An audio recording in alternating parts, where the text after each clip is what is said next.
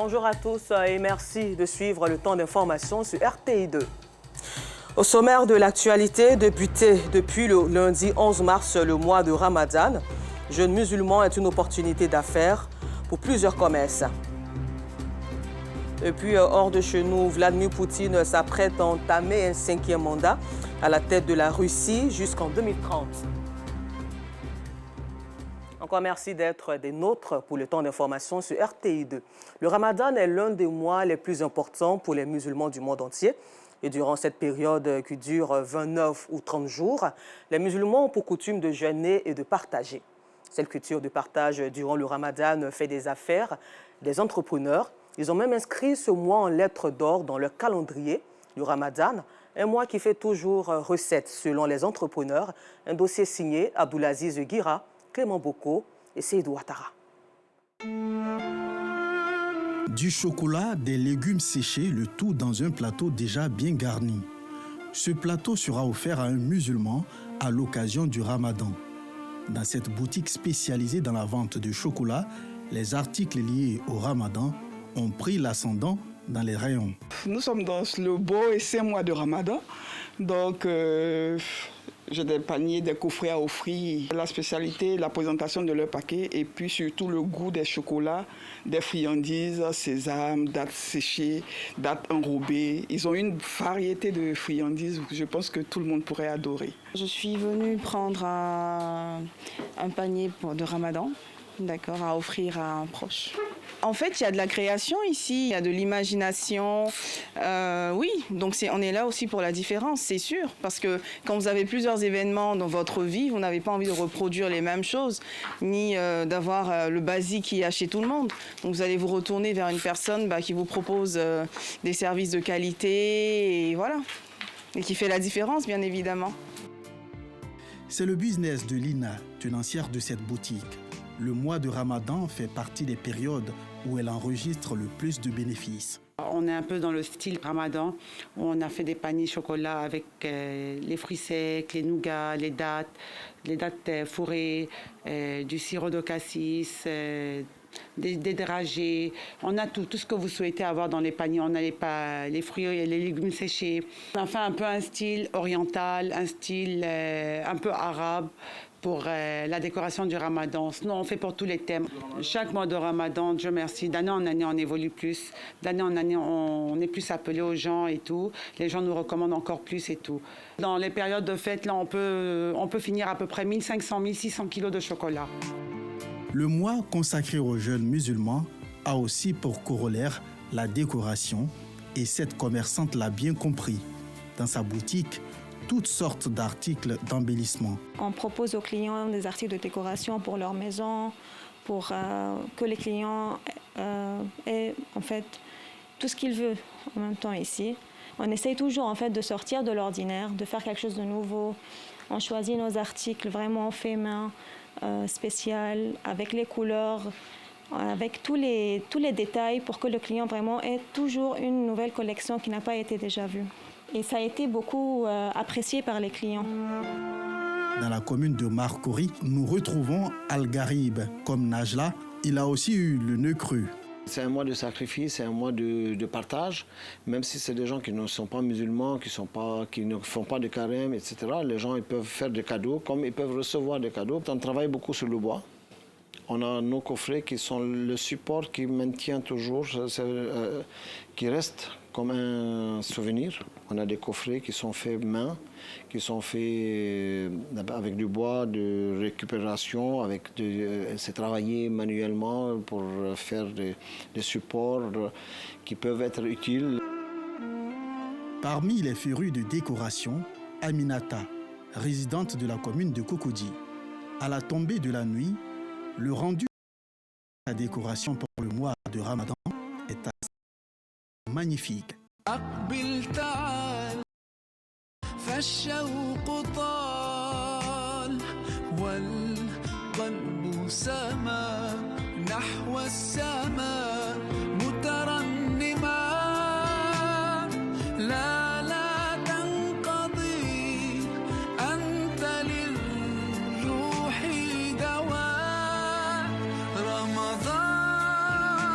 رمضان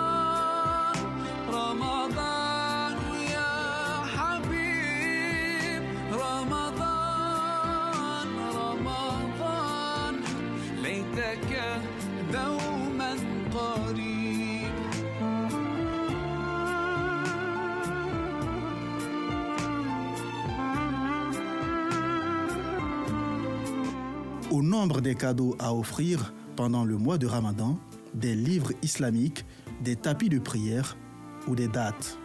Là encore, une opportunité d'affaires. Quelques jours après le début du Ramadan, les affaires avancent bien pour ces commerçants. Tous les commencements de Ramadan, tout le monde vient acheter un peu. Il y en a qui veulent acheter pour donner ses parents. Il y en a qui veulent acheter aussi, lui-même, il va travailler avec ça. Le Ramadan, là, pour ceux qui nous envoient là, ça sort plus que les autres mois, là, vraiment. Tamaro, là, on a vendu à peu près de 7 sacs et 8 sacs comme ça. Je suis venu à payer le Coran pour pouvoir lire ça. C'est à cause du mois de Ramadan aussi. Sinon, je suis venu payer aussi avant le mois de Ramadan. Voilà. Mais comme aujourd'hui, je suis venu payer parce que c'est qu'il a payé la fois dernière. Il y a un petit frère qui dit qu'il a besoin de ça. Donc, je suis obligé de venir payer, quoi. Le jeûne du Ramadan, tel que prescrit par les écritures islamiques, débute à l'aube et prend fin au coucher du soleil. La rupture se fait également avec du thé et bien d'autres produits de grande consommation. Cette supérette s'est spécialement ravitaillée pour l'occasion. Le Ramadan a débuté il y a seulement quelques jours, mais les premiers stocks sont déjà épuisés. Je vends un peu de tout, tamaro, sucre, lait, les jus, tout ça c'est à l'occasion du Ramadan. Le mois de Ramadan, les trucs marchent bien même. Les gens achètent. C'est la période des bonnes affaires. La demande est forte, mais on ne peut pas satisfaire tout le monde. Ça c'est un nouveau stock qui vient d'arriver aujourd'hui. Dans sa supérette viennent des clients qui comptent rompre le jeûne en famille. Ceux qui n'ont pas cette opportunité ont tous les yeux rivés sur Amelia. Cette restauratrice propose aux jeûneurs de la nourriture faite maison. Cet après-midi, Mélissa se prépare à honorer 2 commandes. D'abord, je fais quelques genoux de poulet avec attiqué. Ensuite, soupe de foie avec attiqué. Ce sont les clients qui commandent. Voilà, ils nous disent ce qu'ils veulent et nous, on se charge de faire ce qu'ils demandent. S'ils veulent de la bouillie, des galettes, tout ce qu'ils veulent, ils nous proposent en cours de journée, nous examinons et puis nous faisons comme ils ont dit. On sait qu'en mois de carême, la plupart des gens mangent en famille. Donc nous avons voulu cibler les personnes qui n'ont pas forcément de la famille ici. Disons les étrangers, les hommes peut-être célibataires qui n'ont pas l'habitude de cuisiner à la maison pour la rupture. Pour les permettre de rompre le jeûne, on a essayé de tirer profit vis-à-vis du mois de Ramadan puisqu'il y a plusieurs opportunités. On a voulu apporter un petit plus en fait. Le mois de Ramadan dure 29 ou 30 jours, une période au cours de laquelle les commerçants font de bonnes recettes et observent ainsi une plus-value sur leurs bénéfices habituels. Et le secteur fruitier est aussi l'un des domaines les plus rentables.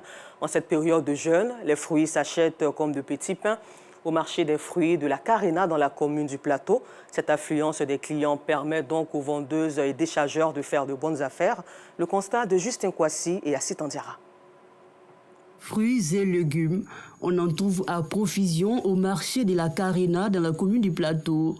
Ce week-end, en ce mois de jeûne, l'on assiste à un balai incessant de clients qui arrivent par dizaines.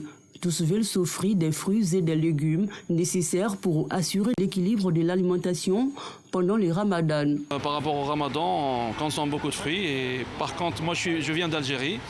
Et comme on n'a pas de ce fruit en Algérie, donc je viens ici pour profiter, surtout pour le mois de Ramadan. Les avocats, les mangues, donc c'est de bonne qualité. On est très bien servis. Ouais. Nous sommes venus ici faire nos provisions, acheter nos légumes, nos fruits. On a jugé bon de venir ici étant donné que les prix sont très accessibles. Je pense que ça pourra faire mon mois de Ramadan. Une aubaine pour les vendeuses qui se frottent les mains. On peut dire que ça va parce que c'est le jeûne. D'autres personnes vont venir pour élever les fruits, pour aller au moins couper les carèmes. On peut vendre 20 sacs par jour, 20 sacs, 30 sacs.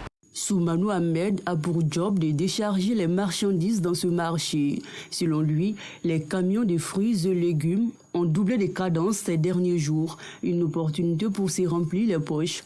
Un conteneur qui est venu, qui sont en train de décharger les raisins avec les pommes et d'autres en train de décharger les pommes de terre aussi.